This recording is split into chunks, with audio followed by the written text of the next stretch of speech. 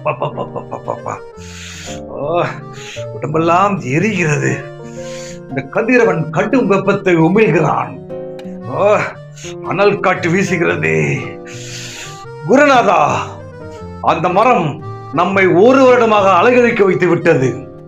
சும்மா விட மாட்டேன். இப்பொழுது நீங்கள் வெட்டாவிட்டாலும் நானே ஆள் வைத்து வெட்டப் போகிறேன்.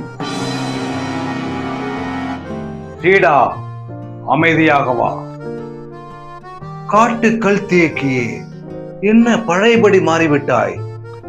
மறுபடியும் உன்னை இந்த நிலைமையில் பார்க்கும்போது பாவமாக இருக்கிறது. சுவாமிஜி, இனியும் என் மீது இரக்கம் காட்ட வேண்டாம். தாராளமாக என்னை வெட்டி உங்களுடைய விருப்பப்படி சிம்மாசனம் செய்து கொள்ளுங்கள். தாங்கள் என்னை முதன்முறையாக வெட்ட வந்த வரைக்கும் நான் எவ்வித கவலையின்றி இயற்கையின் போக்கில் மகிழ்ச்சியாக வாழ்ந்து வந்தேன்.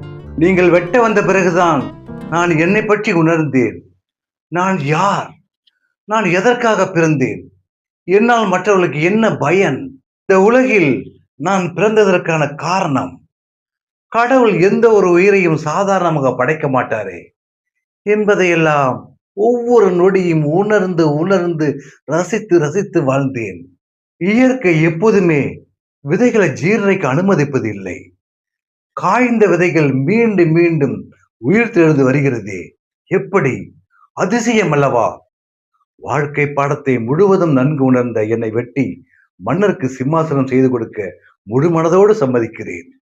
இல்லை கல் தேக்கி, உன்னை நான் வெட்ட மாட்டேன். உன்னிடமிருந்து பொறுமை, நிதானம், தனிமை, அர்ப்பணிப்பு, சகிப்புத்தன்மை, பிறர் பயன் என நிறைய கற்றுக்கொண்டேன்.